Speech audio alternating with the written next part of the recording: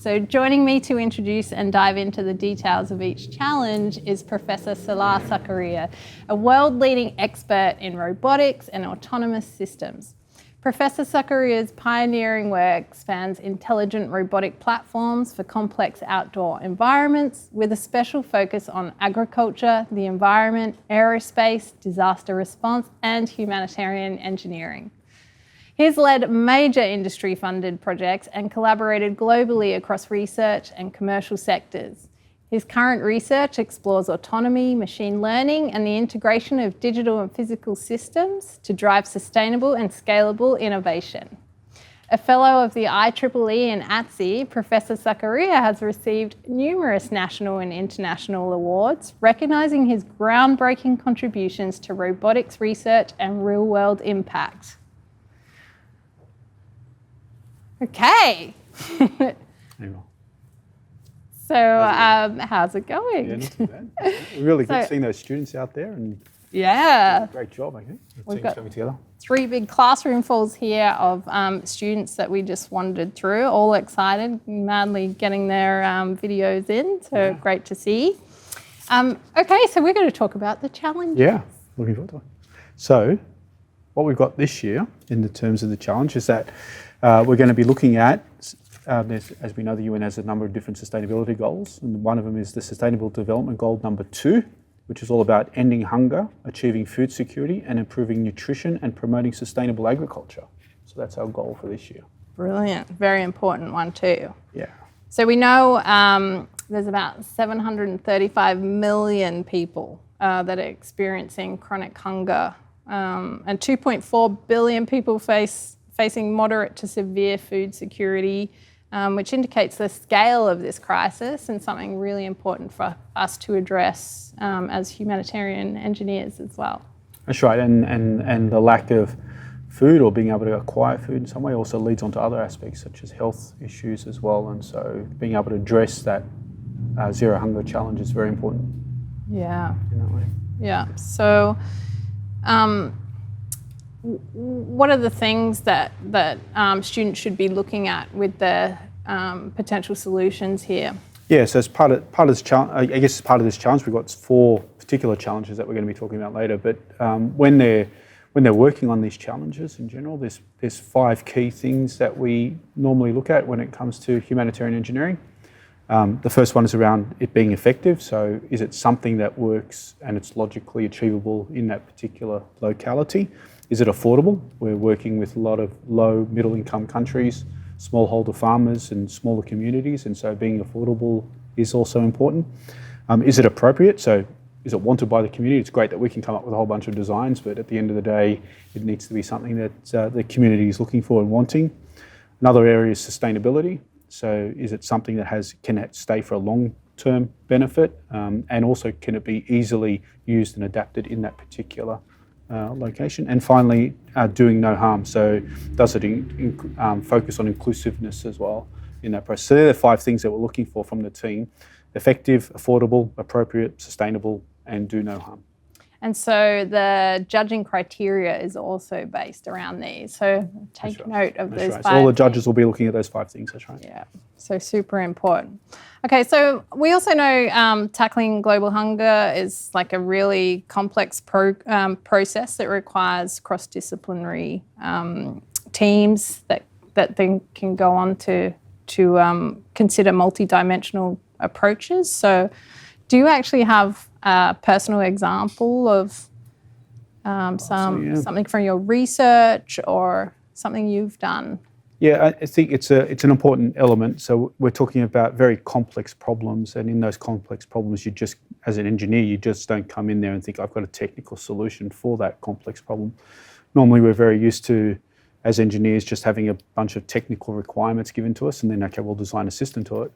But in these situations, there are a lot of human requirements as well, natural requirements, environmental requirements that feed in, and hence you're normally engaging with other disciplines in that process.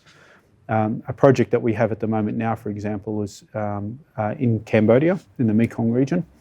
And in this situation here, it's very similar to many other small-scale farms around the world.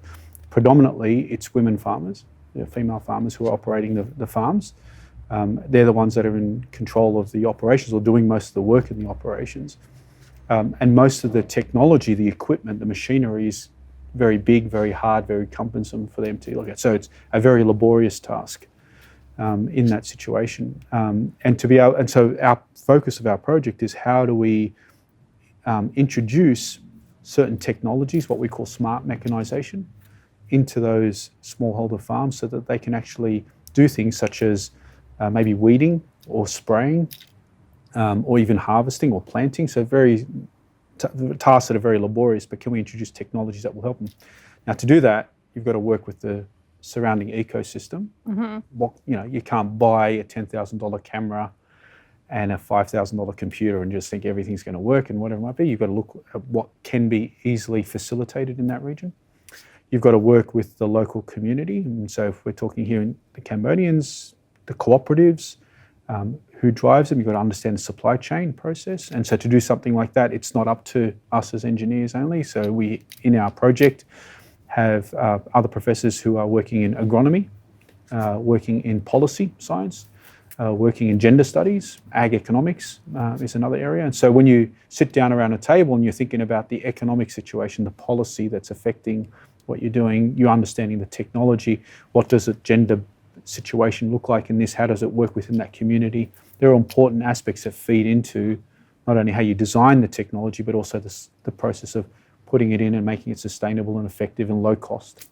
Yeah, wow. So that's really a reflection of humanitarian engineering as a definition is very transdisciplinary. Is there an academic definition? There could be an academic definition. I think at the University of Sydney, the guys over in civil engineering, so Jackie and Aaron, who are doing a great job there with their humanitarian engineering specialisation.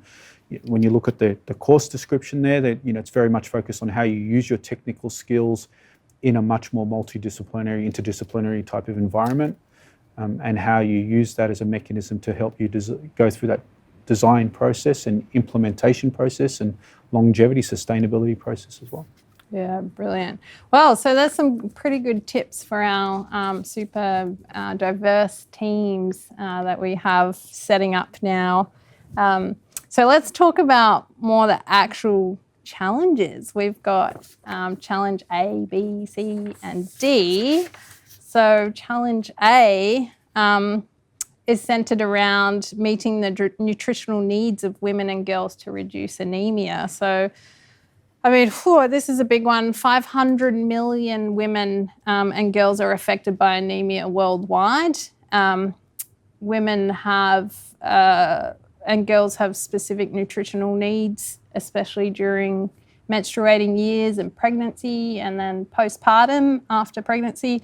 They have deficiencies in iron intake due to inadequate diets, and one of the key contributing factors to high rates of anemia in lower middle income countries, or what we call LMIC, is that sort of deficiency in iron. And we also know anemia is a major global health concern, affecting an estimated 500 million women aged between 15 and 49 years. African and Southeast Asian countries have the highest rates, particularly for rural and poorer households. And addressing iron deficiency by improving diets is just one solution. So there are many complex considerations needed to ensure that any changes are affordable, that they're accepted, and they're also sustainable. So this challenge, what are they doing? Yeah, so the task for this particular challenge is you need to develop a dietary change to meet the nutritional needs of women and girls in households in these low and middle income countries, especially to reduce anemia. And so given the range of diet and cultural considerations, setting your plan in a specific low income middle country context with high rates of anemia is recommended, so finding that country. And it's an important one because in our society, if you're low on iron, the kind of general gist is go eat more meat, you can't do that in these low income countries, right? Yeah. It's firstly, how would you even look at the process of growing animals in a society which don't normally grow animals? And if you go to many places in Southeast Asia, you'll find that many households might have their own cow or goat, but they're using it for many other reasons other than for food purposes. And what do you do in a culture or society where vegetarianism is the right way to go through? So it's understanding that it's not just about what you need to do from a food perspective, it's understanding the societal aspects as well, the cultural aspects as well. And what does that mean if you're saying I'm going to change your diet? What does that mean across the whole supply chain? And how would you put that into effect? Yeah, interesting. So this one is obviously within SDG 2, we're targeting 2.2, which specifically addresses ending all forms of malnutrition. So maybe that's one that you want to work on hacking for this weekend. Challenge B is around climate change resilient agricultural practices. So tell us a bit more about this one. Yeah, so the United Nations Food and Ag Organization, or FAO, estimates that about 40% of the world's population is highly vulnerable to the climate crisis, and extreme weather events are a major driver of global hunger. There exists a vicious cycle where unsustainable ag practices degrade the quality of soil, deplete water resources, drive deforestation, and result in biodiversity loss, which further increases vulnerability to climate events. So you're getting this very, very hard circle of events that are happening that's very hard to pull out. So if you say we are now going to increase the amount of production of a certain crop, plant, animal, whatever it might be, the general tendency then is to, okay, let's go destroy this forest or whatever it might be, start to make it all flat, start to add our fertilizers, our nutrients, and then put these animals or plants in there. But what that does is it further degrades the biodiversity in the ecosystem there, which then further exacerbates the problem of climate change or climate impact on that environment. So you get this cycle of events that are happening there. So in this particular case, the task that the students are involved to do is to try and design a sustainable farming intervention that includes appropriate farming technology. So pick your favorite technology or technologies and how you think that might help, or nature-based solutions that would increase climate change resilience for larger scale producers in these low and middle income countries. And so when you design phase, and as you're going through that, be specific with the type of farming, the context and climate risk you're addressing. So it's no point thinking about a vegetable crop that you want to grow in the middle of a desert environment where there is hardly any water and water needs, or in the monsoon season, or whatever it might be, monsoon region. So understanding the kind of context of the food and the climate and the impact that those two things might have is important. And what would you do to minimize aspects that would reduce that impact as well? So for example, precision agriculture is a nice one where you might be thinking about how do you do targeted spraying or targeted fertilizer, for example, or being able to pick the right type of plant that would work in this particular type of soil environment or climate environment. So asking those kinds of questions, but again, thinking about the whole supply. How would you introduce that into that society, into that culture, into that environment? What does the supply chain look like that will help make that sustainable in the long run? Are there end users who want that? Is it just for subsistence farming? Is it just to feed the local village? Is it something more into the market? So being able to look at all that when addressing what type of technology is going to be important. Yeah. Oh, wow. So that brings us to Challenge C, which is all around boosting genetic diversity in our food production systems. We know 75% of global calories come from just 9 species, which is an incredible statistic. What's the danger in that? Yeah, I mean, we have a project now, just to kind of give you a bit of a background to how this might be looked at. We have a project now with the Indigenous community around native grains. So grasses that are grown in Australia, which are very similar to, say, European wheat, but are a lot more drought resistant, have been grown here for thousands and thousands of years. And so could potentially be an opportunity where you might be able to grow new types of crops that can help, be a bit more resilient. But there's also an important aspect, which is this is not my background, but from what I've learned, the biomes within the Indigenous community are very much suited to those types of grains because there's been this relationship with plant and human for thousands and thousands of years, and introducing the European grains has caused health problems. And this has happened around the world. So we might have had 6,000, according to certain estimates, 6,000 different types of species of plants that we used to eat. And now it's been narrowed down to 9. And the purpose of that is to commoditize that so that you can grow more of it easy, cheaper, and use it but that has certain health implications in that process as well.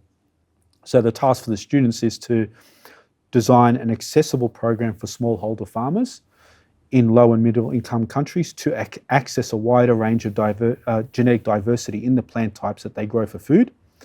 Consideration should also be given to the changes in consumer choices needed to facilitate sustainability.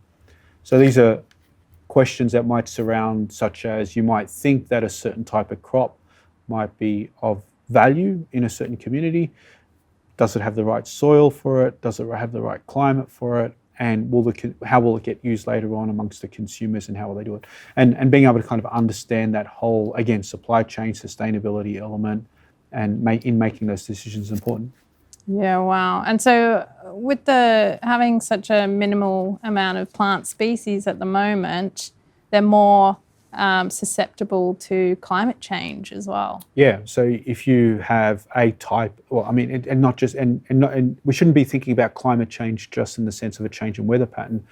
You get climate change and that introduces new pests and diseases, or makes it easier for pests and diseases to kind of migrate through the environment. So if you have a certain type of wheat, for example, one type of wheat, that's been infected by a certain type of bug or pest, as an example, fall armyworm was a classic one which came from Southeast Asia through into Australia, weren't ready for something like that and just kind of went through all the vegetable farms across Australia. It's a classic example of just how the weather, the climate change makes it easy for those pests and diseases to spread a lot easier. And if you've got a single type of crop that is eaten by that disease or whatever it might be, just off you go from there. Wow. So having diversity is important. Yeah. And from a context of a low income or middle income kind of country is risk. So, if you think about it, so if you're growing crops, you're usually growing it for your own family or for the village or maybe for a small part of the market, and you're relying on all your income in that particular crop. And so what you normally find in many of these smallholder farmers is that they will grow 3 or 4 different types of crops in that one paddock to ensure that they have some sort of supply chain process. But that also helps diseases come through quite easily between different types of plants. So it's not just, we're going to make everything and we're going to make it completely biodiverse and we're going to have now 15 different varieties. You've got to worry about that process of interaction between them. Wow. Lots to think about there. So that one's targeting 2.5 of the SDGs around maintaining genetic diversity in food production. So another really important challenge to tackle there, which brings us to challenge D, which is all about information, communication and technology and food commodity markets. Food products in local markets are vulnerable to price volatility, a common problem in many low and middle income countries. So tell us a little bit more about this one. Yeah, so market fluctuations in food prices have a large impact on profitability for smallholder farmers, especially as many smallholder farmers have long production cycles for crops. So think about planting to harvesting could be in many of these countries 6 months. And if you get lots of fluctuations, if you're predicting that you're going to have a certain price for your crop and it takes 6 months and then there's a drop, that has a big impact on family income. And so that affects also the farming decisions that are going to have and making sure that there are minimal or losses and not impacting on their savings. So the impacts of price fluctuations can plunge farmers into debt and poverty. So many farmers lack access to information about the types of crops that could be grown, the best time to sell, and how to manage risk.